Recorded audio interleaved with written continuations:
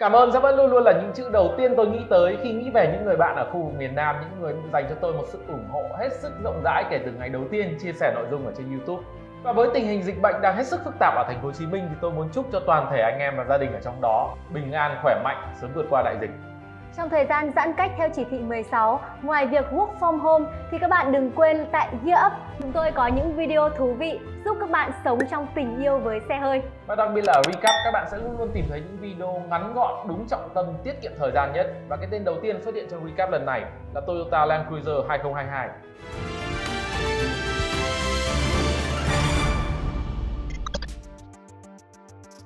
Mặc dù chưa có xe ở đại lý nhưng hôm nay Toyota Việt Nam đã phát đi thông điệp chính thức giới thiệu chiếc Land Cruiser 2022 tới với thị trường Việt Nam kèm theo một bảng thông số hết sức là ấn tượng.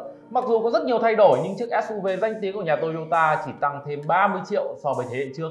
Thông số trên giấy tờ cho thấy Land Cruiser 2022 không có nhiều thay đổi về mặt kích thước. Thiết kế lưới tản nhiệt mới trông bề thế hơn là thứ khiến cho chúng ta thật sự phải thích thú. Một thông số khác mà tôi nghĩ rằng anh em sẽ muốn quan tâm đó là khối lượng của chiếc Land Cruiser 2022 nhờ vào hệ thống khung gầm TNGA mới thì nhẹ đi rất nhiều. Bên cạnh đó thì động cơ 3.5 V6 cũng mạnh vượt trội so với động cơ V8 trước đây. Nhìn vào danh sách trang bị an toàn thì người ta cũng bị choáng ngợp bởi có rất là nhiều chi tiết, nhưng nổi bật nhất vẫn là cụm từ Toyota Safety Sense.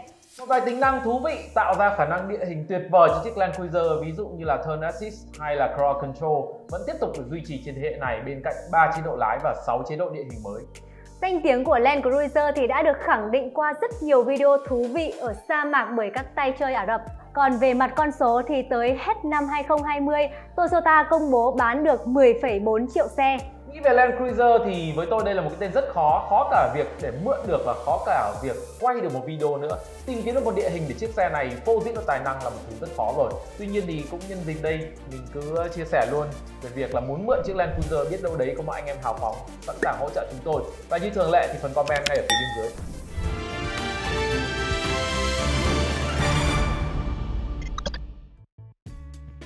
Việc tặng lệ phí trước bạ thực tế là giảm giá xe. Đây là cách các hãng xe khiến cho người mua trước đó đỡ cảm thấy tiếc số tiền đã bỏ ra. Nói ví dụ như ở Hà Nội thì lệ phí trước bạ của Honda CR-V LSE đã lên tới 136 triệu đồng.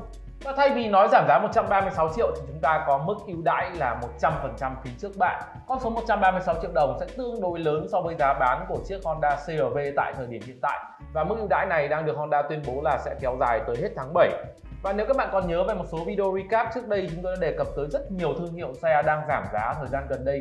Và tiêu biểu thì phải nhắc tới hai cái tên đó là VinFast Fadil với mức giá bây giờ là 336 triệu cho bản tiêu chuẩn và chiếc Kia Cerato Deluxe với mức giá gần 530 triệu. Với mức giảm là 100% lệ phí trước bạ thì ngay tại Hà Nội giá xe CR-V chỉ còn 1 tỷ đồng, bằng với phiên bản thấp nhất của Mazda CX-8 và cũng bằng với phiên bản cao nhất một cầu của Mazda CX-5.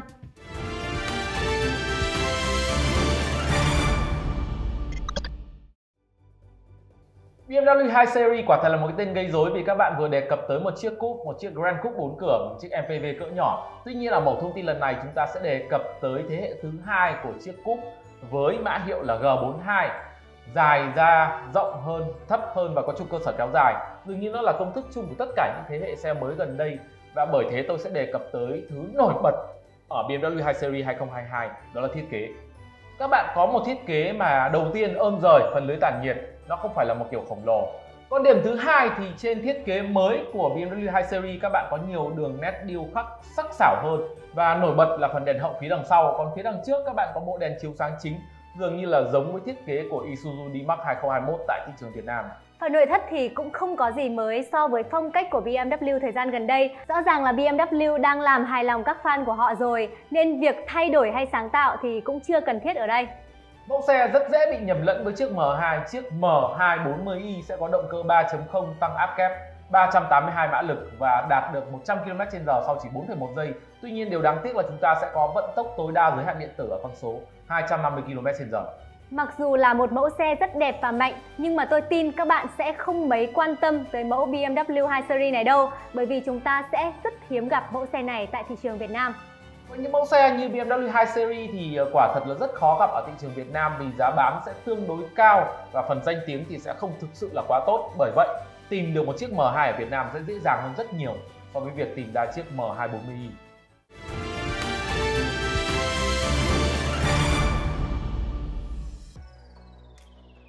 Trong một tuần không có quá nhiều thông tin thú vị đáng quan tâm so với người Việt Nam thì ngay bây giờ chúng ta sẽ dành thời gian cho những mẫu xe đẹp.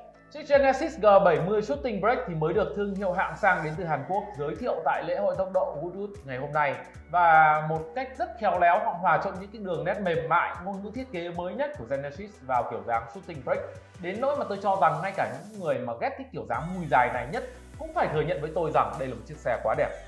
Lại là một góc nhìn rất con gái thì em luôn thích những mẫu xe có kiểu dáng mềm mại và điệu đà. Phần cốp xe rộng giống như là hình ảnh của chiếc G70 Shooting Brake. Tạo hình của chiếc G70 Shooting Brake thì có phần nhấn mạnh vào sự ăn chơi dữ dằn hơn so với cái kiểu dáng Shooting Brake thông thường, bằng việc là các bạn sẽ không có ô cửa sổ nhỏ ở đằng sau trụ xe. Đồng thời thì đường mui cũng được vuốt rất cong và dài, tạo ra một cái ô cửa kính xỏ qua cả phần cánh hướng gió phía đằng đuôi. Mặc dù có phần ngoại hình khá là mềm mại và điệu đà, nhưng những chiếc Shooting Brake như G70 Shooting Brake sẽ lại hướng tới khách hàng nam giới là chủ yếu, với những cái hình ảnh rất là hào sảng, di chuyển vận tốc cao. Và các bạn có thể nhìn ngay một phiên bản mới ra mắt ở thị trường châu Âu, đó là động cơ 2.0 đã mạnh tới 251 mã lực rồi, và tương lai chúng ta sẽ có cả động cơ 3.3 V6 nữa cơ.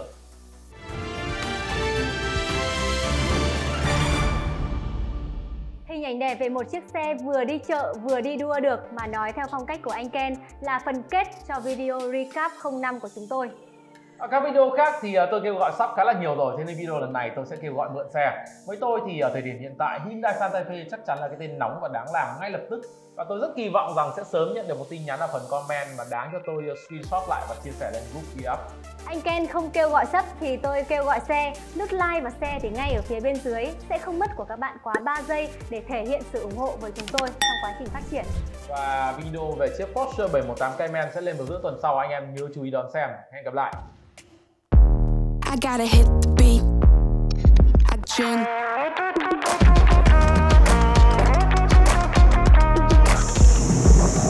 Better bring him in.